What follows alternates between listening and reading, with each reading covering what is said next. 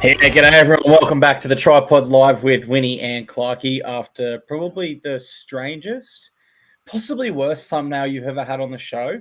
But that's up to the viewers to interpret. You know, maybe they got around that one and really enjoyed that staunch look. We've got a big finals week, 2 semi-finals, elimination football from here completely. Before we get to all that and more, how are you going? Yeah, pretty good. Thanks, mate. We swept last week, so you've got to be happy with that. 3-0 on our 3 finals best bets, and we won the mixed matchup as dominantly as you possibly can with payout after just one leg completed. Only way it could have been better would be if the multi got up 11-1, one leg lost. It was the Sharks by 1 point. Discussed that on the recap. In the same game, I missed. Although Brisbane did win, as I predicted in a low-scoring game, they won a little bit too well. Nevertheless, it was good to get back in the winner's circle last week. And, you know, we got to see 2 absolutely dominant footy teams that are idle this round. And then we got to see just 2 classic finals clashes. I need to get your thoughts on those games quickly as well before we get into, obviously, week 2. Yeah, mate, it was a very interesting round of footy. I got most of my predictions wrong. I went this Storm, but I don't want to do a Gus Gould and have an each-way bet, but I did say I like Broncos. I couldn't have predicted that, so I won't claim it at all. But yeah, I did not see the Storm losing by 26 points at all. And you guys know I've got that rule. Never underestimate the Storm. Well, it was probably the 1 week I should have underestimated them. So, you know, my own rule there come back to bite me. I picked the Panthers, but I think anyone could have picked that. Like, you wouldn't even have to be an NRL follower. You could just simply look at the odds and say, well, they're Winks odds. That's the tip right there. Went Sharkies over the Roosters. I felt the Roosters had hit their ceiling by making the finals, and the Sharks would be a little bit more desperate based on going out in back-to-back sets last year. And I think if we go all the way back to their John Morris time even, they made the finals and got eliminated first week with him as well, right? So we're talking 4 years in a row where Sharks have been in the finals and not won a game. That is starting to become a little bit of a curse. And then I wrote the Raiders off completely. Technically, I got that game right, but man, I did not see them having that performance at all. So it was a really surprising but pleasing round for me. But that's just this season, isn't it, mate? Where, like, you know, we're in finals and you think, I've seen it all, 27 rounds. This is how it's going to happen. And just spanners get thrown in the works. The Storm play the worst they've played. The Raiders play the best they've played. The Sharks haven't learned from the past 3 years. And, well, the Panthers are just the Panthers. So I suppose that's my ultra quick recap. Any thoughts from you on that? That's why we love it, because not every game is easily predictable, and that's why this job's not as easy as it might look sometimes. I'll throw it back to you if you had any other further, takeaways before we look ahead, but I'm happy to share the best bets looking forward as I back a couple of them on Dabble right now, so you can even copy them. I'll bring them up on the screen. So I'm going 2 best bets, and the first one's a different one because you've got to wait 2 weeks for the payout, but the price is just undeniable.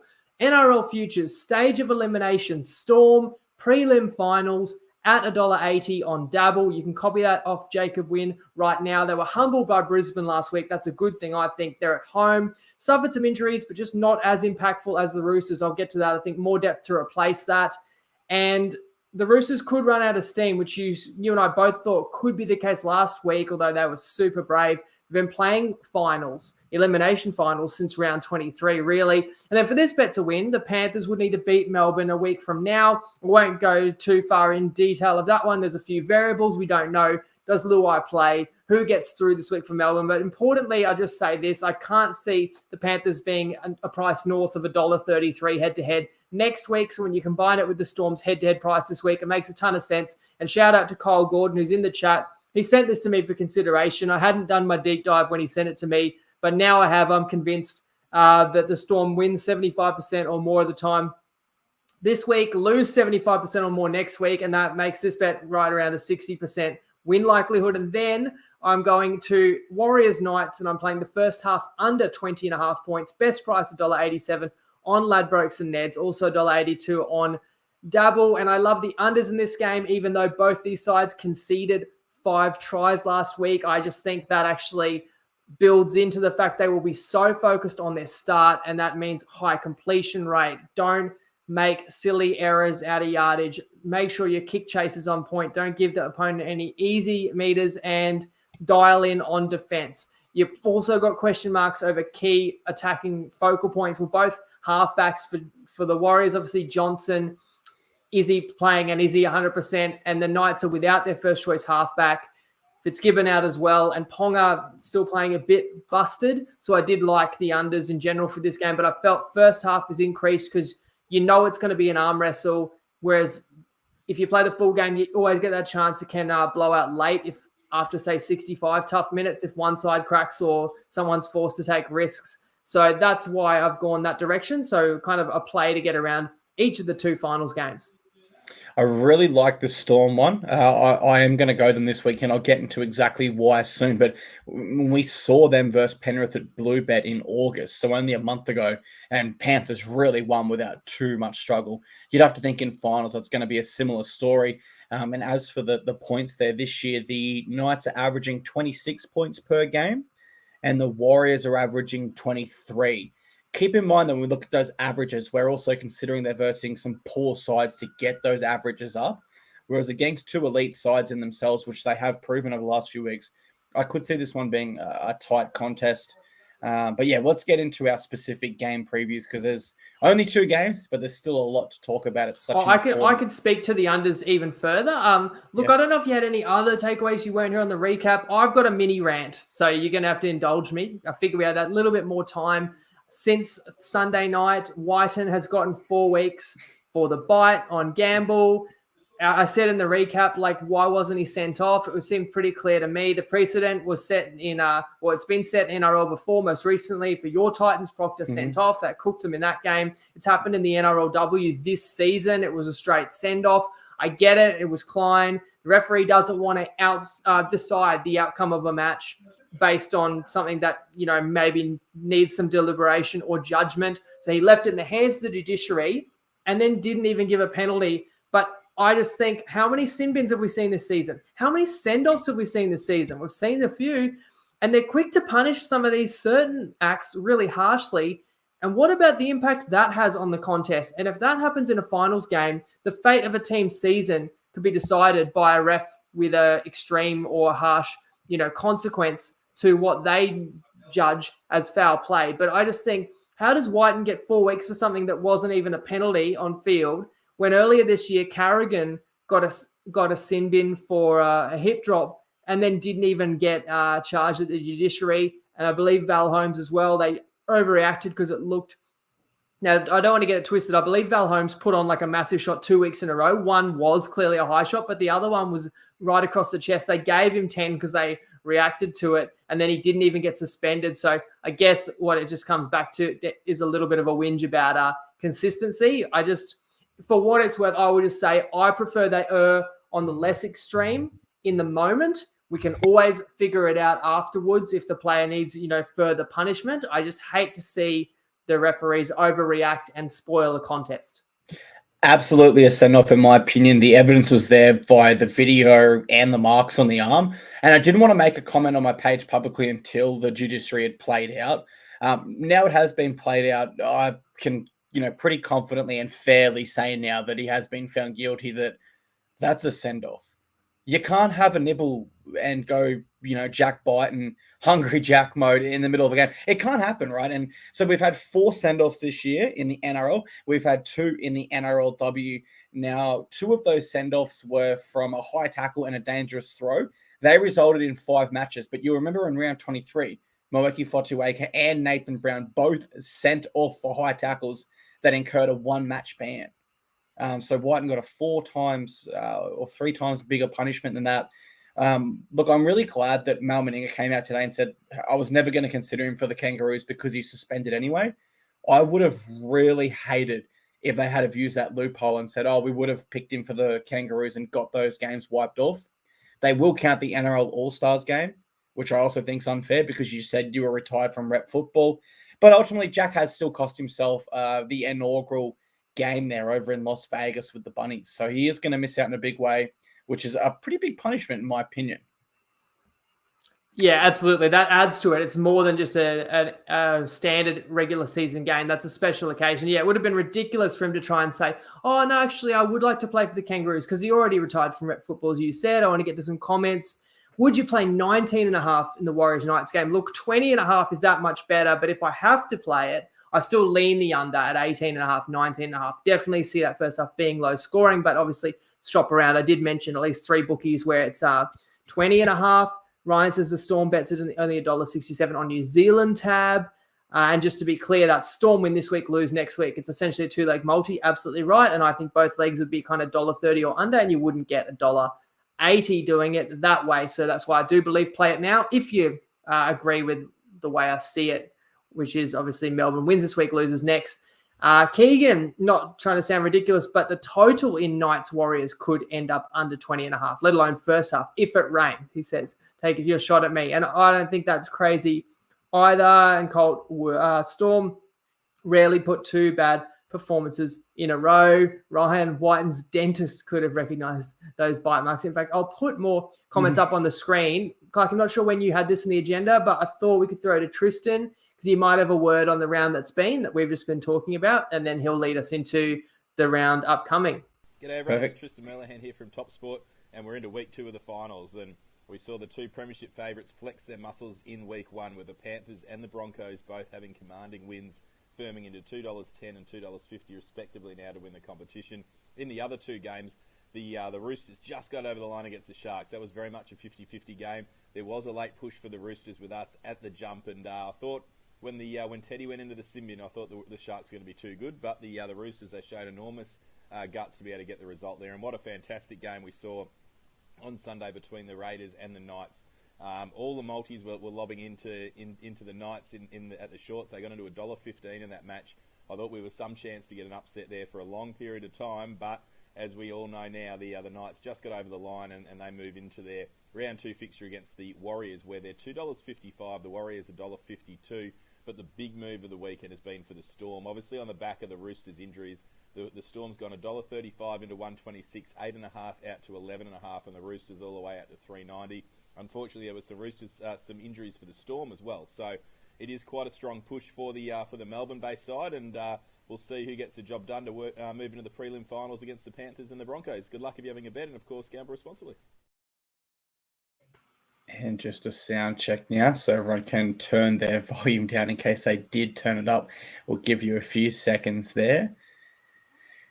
And we do thank Tristan for that exclusive insight there. Always interesting to hear the other side of the perspective. Are you ready to jump into our specific preview for the 2 games, Winnie? Let's go ahead and do it. We kick it off Friday night with the Storm v Roosters. We're down in Amy Park in Melbourne.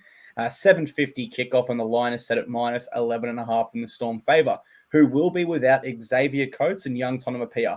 Remus Smith comes in on the wing there, and Justin Olam returns to fill out that edge. Ryan Pappenhausen is, of course, out, so Alec McDonald returns to the bench. For the Roosters, no Joseph Manu, no Billy Smith, and no Joseph Suaalii. So your new centres are Paul Momirovski and Corey Allen, and Jackson Paulo comes onto the wing there. How are you seeing this one, Winnie? You're pretty keen on the Storm. I like it that way as well. Why are you so keen on the Storm in this one, though? Well, first of all, I love when we get the big rivalry games. This is one of the biggest rivalries in the competition, and it's fueled by the fact they were the best 2 sides of the 2010s.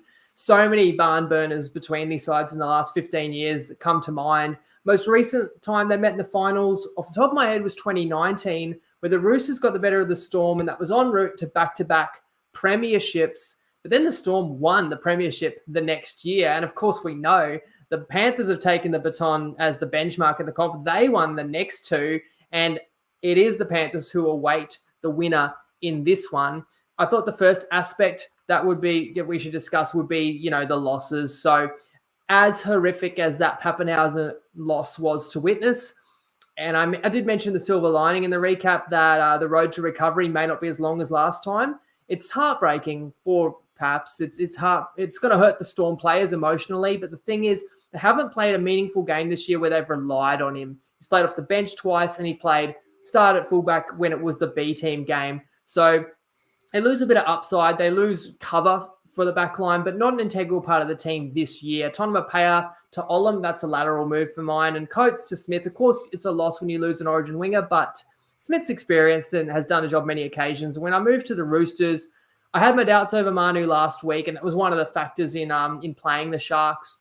And it's worth mentioning, of course, although the Sharks lost, the best bet was the first half, so that was fine. And then you lose Billy Smith and Suaalii, and Well, Momirovski, Allen, Barlow, again, like they can all hold their own. These are bigger losses for the Chooks.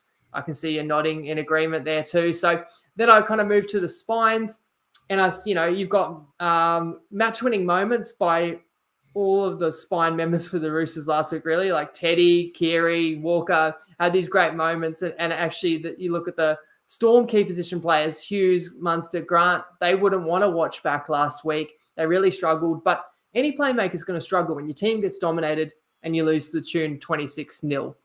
Then you got the Cheese going up against his old side, adds a bit of extra spice to the occasion. I look at the forwards. I think they're pretty evenly matched. Lindsay Collins has been like the Terminator this year. I wonder, I'd be interested in who you think Melbourne's best forward is, the most impactful forward. For me, it might be Nelson, who's actually, playing off the bench. As I said at the top, my best bet is implying Melbourne's going to win this 3/4 of the time in my mind, but then lose 3/4 of the time to Penrith. Let me know if you disagree, but to me, I know it seems pretty logical, and you don't always want something that sounds too good to be true, but occasionally, sometimes people always tend to think finals games are closer, so sometimes you can get value on a favourite being dominant. That was evidenced last week by a couple of home teams in the Broncos and Panthers, obviously. So when I looked at this match, and I think, where can the Roosters win it? That's where I'm not sure. I don't see anywhere across the ground where they have a clear advantage. And I mentioned before, you got Melbourne off a big loss and at home. Roosters on full tilt for 6 weeks. You could say pressure's off the Roosters because they've salvaged their season and no one really expects them to win. But I just think it's going to be a really tough game. They'll get nothing easy. It'll be similar to what they faced last week in Cronulla. But while the Sharks lacked killer instinct, I think the Storm will expose any openings they find. That's why I'm going Melbourne to win. And I lean them with the line, but I like the stage of elimination play even more. Yeah, I favour the Storm in this one as well. I look at this game and break it down. The first observation is the unavailable players for both sides. And I do think once you look at that, then it's a matter of, okay, well, who's the replacement? In this instance, I think the Storm have brought in the better players. They looked short of middle forward against the Broncos. They really lost that middle battle. They addressed that by bringing young Alec McDonald in. Justin Olam, a former Dally M Centre of the Year, he comes in, and Remus Smith on the wing there, who's a New Zealand Kiwis rep player at his best. Whereas the Roosters bring in Corey Allen, who has been handy at stages this year, Jackson Bolo, who we know is leaving the club, and Momirovski, who's not played NRL since round 9. So that's a long time on the sidelines there. I think the Storm inclusions, coupled with the fact they're at home, they can really use that as a mental edge and a real energy. Someone like Justin Olam, who has traditionally been a mainstay in this side, will be really hungry to come in here and I believe make a statement, as will someone like Remus Smith. So I can definitely see a world where the Storm do run away with this. You look at these two sides, and I think in terms of their ceilings and what we expect this year, the Roosters have absolutely hit their ceiling. Arguably, they did last week. Had the Sharks been just slightly more clinical down the home stretch, there's a world where it's Sharks v Storm this round. So I do feel like the Roosters have hit their ceiling respectfully.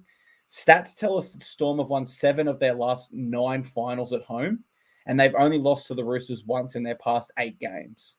So I'm going to give them a chance here after a big week where Craig Bellamy will make defense the main focus to really defend well. And when they defend well, we know the Roosters have errors in their game. Even when they won the back-to-back premierships, they led the NRL in errors and had really low completion rates around the 70% mark. If the Storm can defend and overwrite what Cameron Munster so elegantly described as a dog shit performance, then, I've got to take the Storm here. So my tip is Storm. Again, I favour them at the line. And I did see Colt say he likes Harry Grant for a meat pie over the cheese. I'm going to go a bit of a left field option for my anytime try scorer pick in this one. I'm going to go James Tedesco. And I know I'm tipping the Storm, so it's a bit strange to go that way. But because the Storm are going to focus so hard defensively this week, I feel like traditionally I wouldn't tip a winger because that's something they're going to be accustomed to. Whereas someone like Teddy can pop up when you don't expect it. He's always supporting in the odd chance they make a break. He's always around a loose ball with a kick. So I can see a world where Teddy gets over for a meat pie in this one. But I am going with the Storm. And also look forward to seeing what you build here in the way of a same game multi thanks to Better. And our Better sign-up link is in the show description here live. And if you were listening as a podcast, And then, of course, if you do sign up, make sure you message the TryPod page on Facebook. But before you sign up to any bookie, think, what are you prepared to lose today? Set a deposit limit. For free and confidential support, call the number or visit the website on screen. Those details are also available in the description if you are listening later as a podcast. Any thoughts yet for the same game multi, mate, or are you going to make us wait for that one? I keep my powder dry for that one, but I dare say I'll be looking for a Storm try scorer, because that's the way I see it, especially potentially later in the game. Even if the Roosters can hang in there, I just don't know if they'll be able to go the distance yet again. You talked about they've maxed out their ceiling. I think when you factor in the injuries that the Roosters have sustained along the way, then that's a fair comment. Just hasn't quite been their year, although they've been incredibly tough to take it this far. They absolutely have. When we talk try scorers for the Storm, I do have the top 10 most likely anytime try scorers, according to Wiki AI's data model. Will Warbrick is at 55.6%. Here's where it gets interesting. Remus Smith is the fifth most likely this round, but he's down at 42%, so less than a 50% chance on the odds. Justin Olam's there at 36%, as is Nick Manning. So there's a few different options there and ways we can take it. I'm looking forward to seeing how you cook that one up all the same.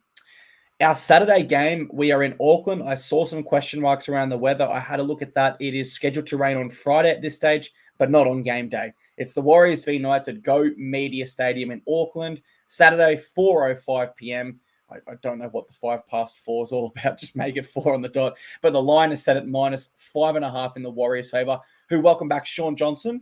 So Dylan Walker goes to the bench. For the Knights, they'll be without Lachlan Fitzgibbon. So Dylan Lucas, a young rookie, replaces him in the starting side. And Jackson Hastings re-aggravated that ankle injury. He is out. Adam Clune comes in to replace him. Now, why this one is so interesting to me, Winnie, and why I really want to know who you're favouring here is, when we talk most improved sides of 2023, you tipped the Knights. And the Warriors were the only team that pipped you. So this truly is the battle of the most improved of sides that are looking to go one off a grand final in this game. So let me hear it. Who do you like in this one? I will tell you momentarily, but before I get into that, we've got a special message that's been sent through that I thought could hype us up for this clash even more. We've got a massive shout out to Jacob Wynn and the TryPod crew. RCS, like someone explained to me why, when the Super Rugby season finished and he wasn't getting picked in the finals, the Blues, why the Warriors didn't sign him on a short-term contract. I respect everyone that's in the Warriors 17 has earned their spot. He could be playing. Like, I can't wait for him to rejoin the competition. Has always been one of my most favorite players. So shout out to JK who arranged that clip to be sent through. Nevertheless, the Warriors, again, are in a similar scenario to the Storm. They are off for shellacking, but they are coming back home with an extra day's preparation, while the away team comes in off a nail-biting win. And some people might ask a question. I think it's a fair question to pose. What takes more out of you? Is it being smothered and bludgeoned and deprived of the footy for 80 minutes?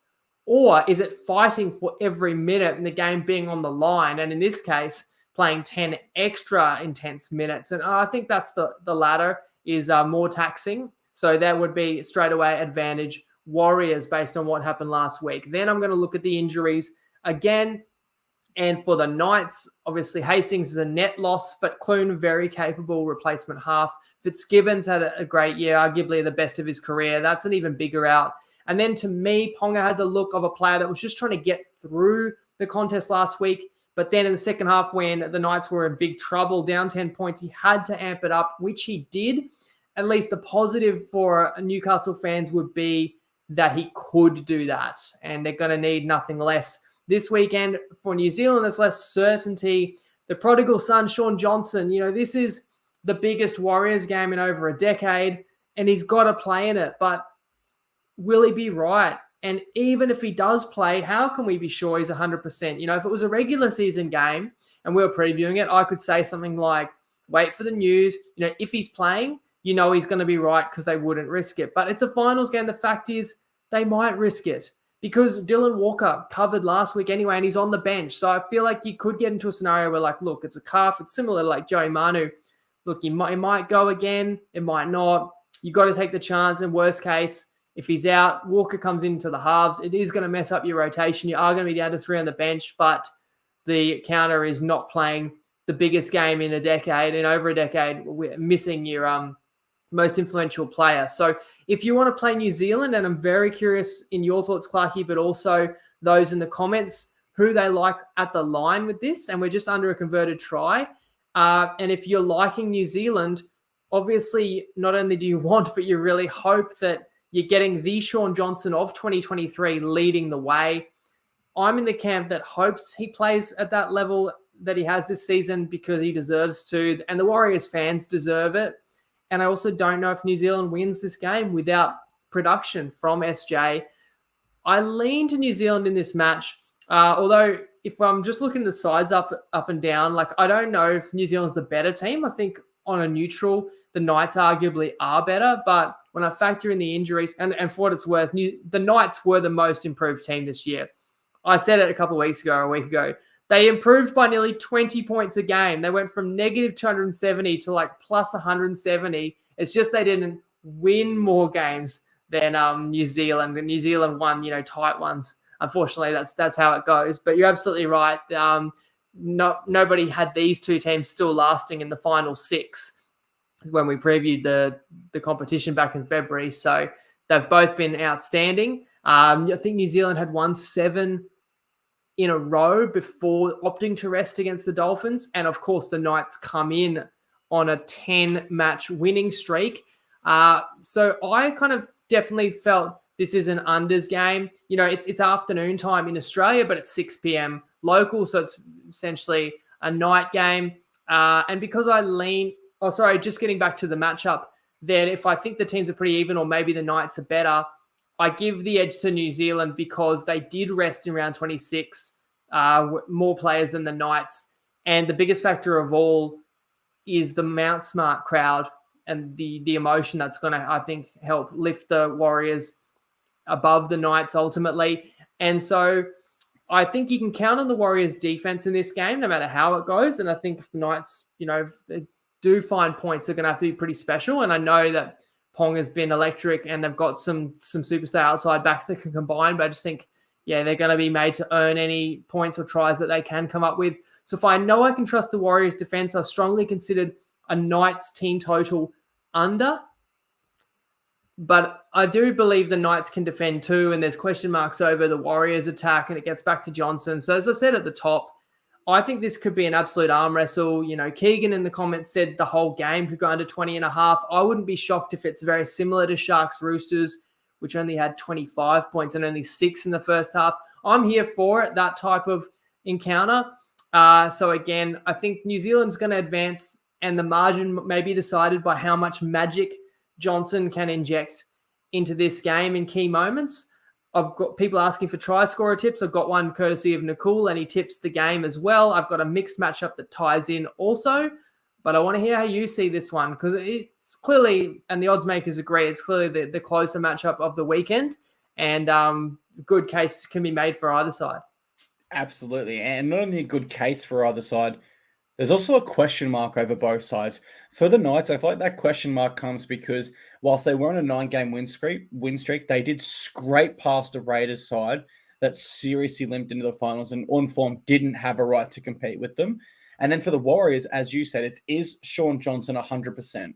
The facts are with a soft tissue injury, as we saw with Joseph Manu last week, you don't know until you test it out, and you're often only testing it at 100% in a game environment, which, could be disastrous for the Warriors. Here we have a team that lost last week, but gets their halfback returning versus a team that won, but then loses their halfback in Jackson Hastings. And for what it's worth, I do think Adam Clune is a very handy replacement. And even if it was Jackson Hastings, right, they're not the main man in the spine, either of them. That's still going to be with Kalen Ponga. I'm also not sure how much I should read into a Warriors loss against the Panthers at Bluebird in finals with Shaun Johnson missing. It's just a completely different ballgame. And if the shoe was on the other foot, I suspect the Knights would have lost that game as well, missing their key player, which would be a Kalen Ponga equivalent. In terms of quote-unquote big game experience, Neither side really favoured in that area. You got the star on both sides being Sean Johnson, who was scored to win a Four Nations before on the buzzer against England, and Kalen Ponga, who's had masterclass performances in Origin before. So their stars have big game experience. The rest of the side, not so much. I do think the Warriors have the better roster when you compare them one by one. I think the home advantage is definitely something we should consider, given Mount Smart sold out in 30 minutes. And the other thing is, they're not coming into this game traveling internationally, coming off a 90-minute golden point thriller. And I think that could be the killer for the Knights. There was a 10-game win streak. Do they have enough gas to make it 11 in a row after a really tough contest where they got dragged into the Raiders' play style? It was the one thing they couldn't do, and they got dragged into a real battle in the middle there and had to fight a very, very gritty affair there. For all those reasons combined, my tip here is Warriors head-to-head. I don't know about the line. I actually think I like the Knights at the line because I'm so close either way with my tip. I can see a world where Warriors win here by 1 or 2. In my mind, for the Knights, they had to pump the Raiders and cruise to victory there, and then come here and win this game again by a decent margin to give themselves a chance to go up to Suncorp. I just think for the Knights now, that getting into that battle with the Raiders at the wrong time of the season after 24 games really, really hurts their chances here. This is the first time these sides have met in finals football, but in the regular season, the Knights have an 8 out of 22 record in Auckland. So less than 50% wins at the venue. And meanwhile, the Warriors are looking to make it 5 wins in a row at home. So there's that side there, and that also favors the Warriors. So I'm going to go Warriors. I'm not too confident. What are we going first? We're going to go Nicole's try scorer tip, or we're going to go the mixed matchup? Let's go some comments. I think there's some great comments coming through. Ryan, who we did the extravaganza, and Nicole tipped out Ponga for top point scorer of the finals, and the Knights put up 30 points. Ponga did score. So, of course, you want the Knights to advance. He got $9 on that, and he got Dom Young, top try scorer, 21. So Nicole discussed those plays. And then Ryan also says he leans Knights, something to be said for SJ not being fully healthy. Colt saying Warriors win, SJ inclusion key, home crowd side. Knights had a gut buster, and he's going the Warriors first half line. Zane is stoked that we've got 2 best bets, and I wasn't pushing it. I didn't know if I could find a best bet this weekend, but I really do feel strongly about each of them, so that's fine. John says he'll wait on the news, and if SJ's in, the line may move to 6.5, and he'll take the Knights. So I think that's a key point there. What do we anticipate the market may do? For what it's worth, the way I see it is this line to me definitely indicates Johnson's playing. So I think you could play the Knights if you like the Knights, and if Johnson's out, it's going to dramatically move. It's probably going to go to closer to a pick'em game. If Johnson's confirmed in, I don't know if it moves. Maybe the juice moves a little bit. Maybe it moves half a point, but I think it's definitely already kind of factoring Johnson playing. And that's why I think there's a risk that if you play New Zealand now, that is more likely something bad's going to happen to your bet than good, I suppose. Then John does mention that maybe the injury is not as severe, and he was just rested more with a niggle last week because they knew they had the double shot. So I think that's a fair point. It's not as if Johnson couldn't play a do or die match a week ago. And Benny also saying, I think Johnson will be fine. All signs point to him being good to go. He wasn't hobbling when media hassled him at the airport. So I think some great points coming through. I'll continue to put more comments up on the screen. You got any response for any of the other comments you can see, Clarkey? I agree with what you're saying. I think that line is definitely factoring in Sean Johnson playing. And I also wonder, did the Warriors sit and think, hey, in all honesty, we're probably not going to beat the Panthers at home. So then we would be, double loading that calf that has a niggle. Let's reserve our cards and keep them for next week and play someone who is coming off a game with our key player in Sean Johnson. So that's how I think the Warriors looked at it privately, though they're not going to say that publicly, of course. No, that's it. And more great comments coming through. We should have addressed, there is something to be said for momentum for the Knights. And I also like Marcus's comment there about the pressure is on the Warriors. I feel like the Knights had to win last week at home, or the season would have been partially a failure, a failure to capitalize on that great form and that great winning streak. If they didn't win a finals game, they would have got no further than they already have under Adam O'Brien. But now they got that win. Now they're the underdogs. They can maybe loosen the shoulders a little bit just in terms of they can play their best footy and they're not under the same pressure that the home side is, where same deal, New Zealand's had too good of a year to go out in straight sets. That would be a crying shame. So I do feel like should have probably mentioned that as well, that the pressure, I think, is on the home side and it can go both ways when it's a massive occasion. That's what we're going to have to find out. But I do think there's enough leadership in the Warriors group that they're not going to lose, that they can hold their nerve. And I think that especially defensively, they're going to be very sound, very hard to crack. But Nicole thinks they're going to give up at least one try. Let's have a listen. Hey everyone, it's Nicole from Wiki. Look, I got greedy last week. I had Hastings or Gagai to pick from, and I went with Hastings, and obviously freaking Gagai scored.